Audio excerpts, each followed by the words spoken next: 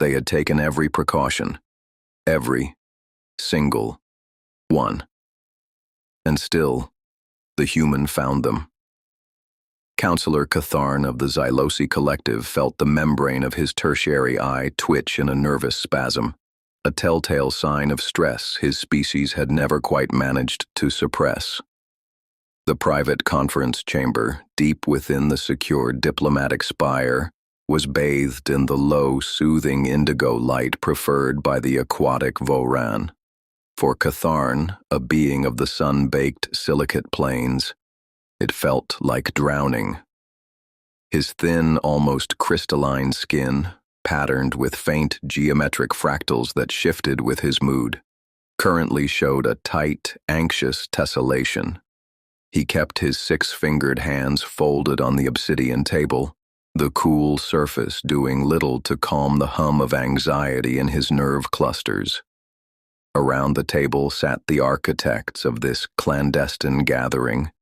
To his left, Ambassador Gravache of the Voran, her bioluminescent gill frills pulsing a slow, wary amber.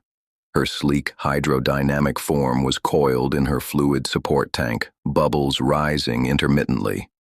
Next to her, Security Commander Vector of the Hakathi, a hulking mass of corded muscle and iridescent chitin.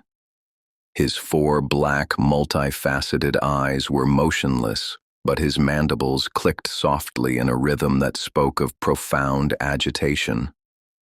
Completing the circle was Scholar Prince Elris of the Avian Serene, his plumage of metallic feathers pressed flat against his body, a sign of extreme alarm. They were deathworlders all, species forged in crucibles of extreme gravity, relentless predation, or atmospheric violence. They were not, by nature, creatures easily frightened, yet they were terrified of humanity. The economic data is irrefutable, Elris chirped, his voice a melodic whisper. He tapped a talon on a data slate. The resource packages they offer for our crystalline harmonics technology. The pricing is not just competitive, it is beneath sustainable production costs for any known species. It is a classic market flooding tactic. Lure us into dependency, then control the supply. Gravache's frills flushed a darker orange. It is their social architecture that unsettles me. The constant smiling. During the trade dispute arbitration, Human Ambassador Aris just smiled when we presented evidence of tariff violations. Is it a threat? A sign of contempt? Our xenopsychologists are divided, but consensus suggests it is a predatory behavior, a display of confidence before a strike. Vector's mandibles clacked once, sharply. Do not dismiss the military implications. Their cultural attachés on the orbital docks. Their physiological readings are off the scale for a species claiming to seek only peace. My analysts suggest their baseline adrenal response and pain tolerance are consistent with a perpetual war culture. They have not brought their warships, but they have brought their warriors and called them diplomats. Catharn listened, the fractal patterns on his skin shifting into tighter, more complex knots. He was the one who had called this meeting, driven by a dread that had festered since humanity's arrival on the Galactic Council 6 standard months ago. Their openness was too complete, their adaptability too seamless, their offers of friendship too generous. History, the long, bloody history of the galaxy, had one cardinal rule. Species this powerful were never this kind, not without an agenda buried deep. I have reviewed the histories of 17 annexed systems, Catharn said, his voice a dry rustle. The patterns are there. Economic entanglement, cultural infiltration, followed by a request for protective integration. The Tekel Consortium disappeared behind a human mutual defense pact 50 cycles ago. Their ambassadors stopped attending meetings. Their communications became cheerfully generic. "We are not being paranoid. We are being prudent." "Are we?" rumbled Vectar, though his tone lacked conviction. "My scouts have detected no hidden fleets. Their trade vessels are poorly shielded." "Which is itself a signal," Elris interjected. "They are either so weak they cannot armor their freighters, which their physiology disproves, or so strong they do not feel the need. I find the latter more probable." The circular logic was comforting in its solidarity. Each fear, laid bare, validated the others. The economic, the social, the military, all woven into a tapestry of looming subjugation. They spent another hour sharing observations. The human knack for remembering every minor functionary's name, a clear intelligence-gathering technique, their unsettling habit of joking during high-tension negotiations, a psychological destabilization tactic, their rapid, almost aggressive formation of casual bonds with junior staff, building a network of informants. The evidence mounted. The conclusion felt inevitable. "We must present a unified front at the next plenary session," Gravash concluded, her frills now a steady, worried crimson. "Limit further technology exchanges. Insist on stringent oversight committees for all joint ventures. We slow their advance, give ourselves time to build a true defensive coalition." Catharn nodded, a stiff dip of his slender neck. It was the only path. They would. The door to the secured chamber hissed, not the authorized melodic chime of a requested entry, but the harsh, grating shriek of metal being forcibly overridden. Every security protocol, every magnetic lock, every biometric scanner bypassed in an instant. Catharn's tertiary eye slammed shut in a protective blink. Elris's feathers puffed out in a startled corona. Vectar surged to his feet, his lower pair of arms swinging forward, combat glands tingling. Gravash's bioluminescence snuffed out entirely, plunging her corner of the room into deep shadow. The door slid open. Human Ambassador Eris stood in the doorway, blinking slowly. She was dressed in soft, loose-fitting pants of a dark blue fabric and a simple gray shirt with faded text across the chest. Her feet were bare, her brown hair a tousled mess, and one side of her face bore the faint creases of a pillow. She rubbed a fist against one eye, yawned widely, and stepped inside. The door hissed shut behind her. "Hey," she said, her voice thick with sleep. Heard voices. Well, more like felt the vibe. "You guys okay?" The silence was absolute, broken only by the faint hum of life support. Catharn's mind raced, a cascade of tactical assessments and terror. She had found them. She was here. This was the confrontation, the moment their fears were made manifest. But she wasn't wearing armor. She wasn't holding a weapon. She looked concerned. "Ambassador Eris," Catharn managed, his voice cracking. "This is a private meeting." "Yeah, I got that," Eris said, ambling further into the room. She glanced at the dim lighting and gave a little shiver. "Bit chilly in here for me. Mind if I—" She didn't wait for an answer, pulling out the empty chair at the table's head and sinking into it with a tired sigh. She propped her elbows on the table, chin in her hands, and looked at each of them. Her expression was open, curious, and still heavy with sleep. "So, what's up?" Vectar finally found his voice, a low growl. "How did you bypass the security protocols?" Aris shrugged. "Tech guy from my delegation, really into locks, showed me a few things.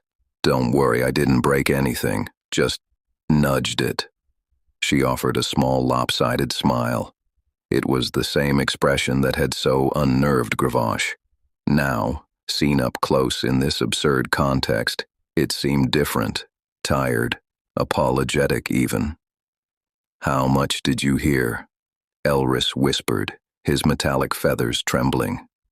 Aris's smile faded into something more serious, more gentle. "Enough. I heard you're worried about our trade offers being too cheap. I heard you're weirded out by the smiling. And I heard you're pretty sure Vectar's security scans are proof we're planning to conquer the galaxy." She looked at the Hekathi commander. "Those adrenal readings are from my third cup of coffee, by the way. We're basically built on caffeine and poor life choices." She unfolded herself, sitting back in the chair. "Look, you could have just asked. My door is always open. Well, not literally right now because I'm here, and also I do need to sleep sometimes, but metaphorically, always." Catharn stared, his cognitive processes stuttering. This was not how annexations began. "The pricing," he forced out, "the Tekel Consortium was offered deals by 3 different human megacorps and the European trade bloc." Eris interrupted, not unkindly. "They picked the cheapest one, from a company trying to buy market share. It was a bad deal for them. We tried to warn them. They didn't listen. Now they're in a contract dispute. It's messy, it's litigation-heavy, and it's embarrassing for us. It's not a master plan, it's capitalism. It's awful. If you're worried, ask for guaranteed price floors. Demand oversight. We'll give it to you." Gravash's frills began to glow again, a pale, confused blue. The smiling, oh stars, the smiling. Eris actually laughed, a soft, breathy sound. "Okay. For us, a smile can mean, I'm happy, I'm friendly, I'm nervous, I'm trying not to cry. This is awkward, or I have gas and I'm hoping you don't notice." It's complicated. During that arbitration, I was smiling because your legal argument was so beautifully structured. I was genuinely impressed, and also because I had a headache and was trying to seem pleasant. 0% predatory, 100% social confusion. Elris leaned forward. "The names. You remember everyone's names.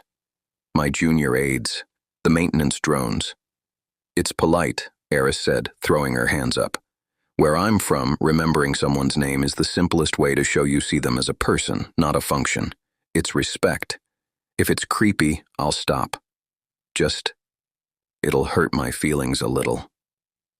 The tension in the room, so thick and cloying moments before, was leaking away, replaced by a dawning, profound embarrassment. Vectar slowly sank back into his seat, his chitinous plates settling with a series of soft clicks. "Your history," the commander rumbled, but the aggression was gone. "Is a nightmare," Eris finished, her tone turning flat, sober. "We killed each other for thousands of years over patches of dirt and different interpretations of imaginary friends. Our paranoia is baked into our bones. The fact that we have a unified government to send me here is a miracle that's about 3 generations old. Yes, we maintain strong defenses. Look at this table. Look at you all, your glorious, terrifying deathworlders. You think we arrived, looked around, and thought, yeah, we can take them? No. We arrived and thought, we need better insurance." She looked at each of them, her gaze steady. "You had questions. Valid, important questions. You decided the answer was a secret meeting in a dark room. Why? Because you expected us to be deceptive? Well, here's the big human secret. We're terrible at deception. We're emotionally messy. We're straightforward to a fault. And we're so desperate for friends who don't look like us that we're practically tripping over our own feet to be helpful. The only thing you need to fear from us is an overwhelming, awkward, earnest desire to be liked." She pushed back from the table and stood up. "Next time, send a memo, or just knock.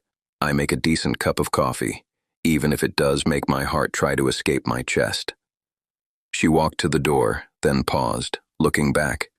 Her tired, genuine smile returned. "Get some rest, guys. The galaxy's complicated enough without inventing problems. Good night. The door slid open and shut behind her. This time, it chimed politely. For a full minute, no one moved, no one spoke. Then, Elris let out a long, shuddering breath, his plumage finally relaxing. We are fools. We operated on flawed data, Gravash murmured, her frills pulsing a soft, ashamed violet. We interpreted everything through a lens of threat. She bypassed my security to give us a bedtime lecture, Vectar grumbled, but the clicking of his mandibles was now a contemplative rhythm. There is a brutal honesty to that, no subtlety, just a direct correction. Catharn felt the tight fractals on his skin begin to loosen, the hum of anxiety fading. Relief, warm and heavy, washed over him. They had been wrong, spectacularly, embarrassingly wrong. The human was just a person, a strange, direct, caffeine-fueled person who wanted to be friends. It was wonderful.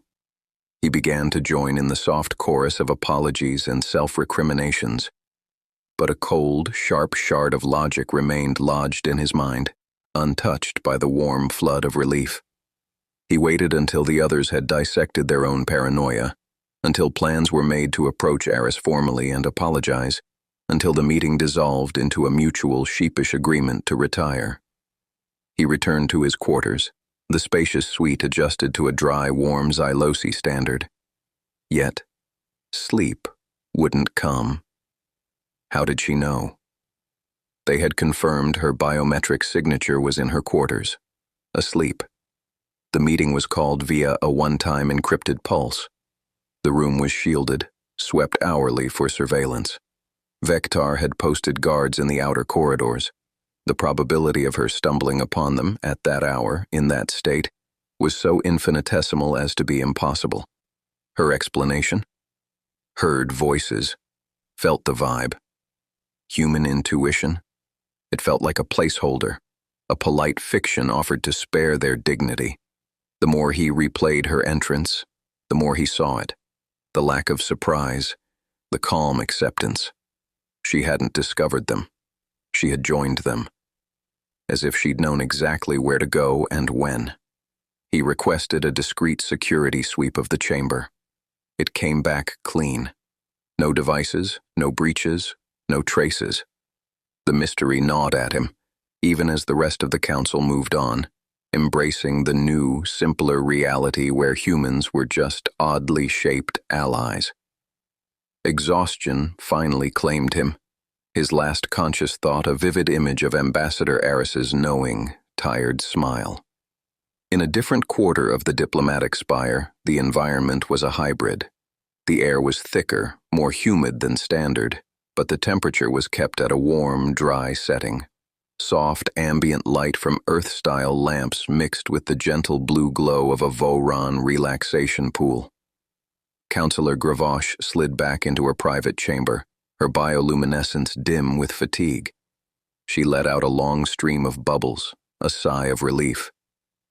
"It is done," she murmured to the room. From the adjoining washroom, a human emerged, drying her hair with a towel. Ambassador Eris wore comfortable sleep clothes, her feet padding softly on the specially treated floor. "And?"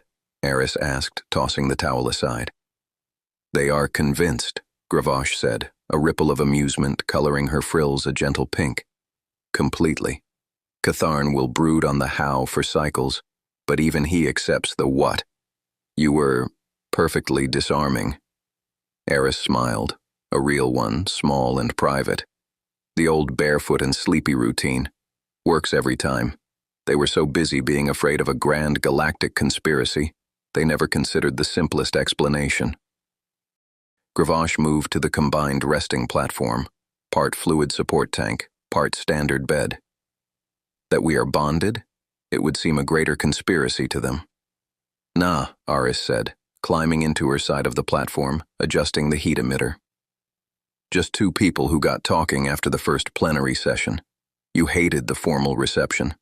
I thought the canapes were trying to crawl off the plate. We hid on a balcony, complained, and shared a bottle of something that tasted like lightning and regret. She grinned. Best first date ever. Gravash's frills flushed a warm, content gold. The human's directness, which had so unnerved her in public, was a balm in private. There were no hidden meanings, no layers of protocol, just truth. It was why she had warned Eris about the secret meeting the moment she'd learned of it. It was why they had devised the gentle, shocking intervention together. Not to spy, not to manipulate, but to protect both the Council from its own paranoia and their fragile, precious secret. They will learn of us eventually, Gravash said, settling into her support fluid. I know, Eris murmured, already half asleep. By then it won't matter. The trade deals will be signed. The joint research will be published. Vectar and Elris will have adopted like 12 human sports teams, and Catharn will have figured out I have a key card to your private chambers. And us? Gravash asked, the light of her frills casting dancing patterns on the ceiling. Aris turned her head, her eyes soft in the hybrid gloom. We'll figure that out too. One awkward, honest conversation at a time. She reached out a hand. Gravash extended a slender, webbed tendril, wrapping it gently around the human's fingers.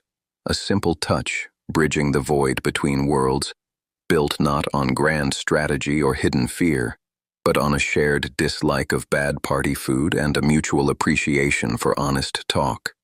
In the quiet dark, it was more than enough.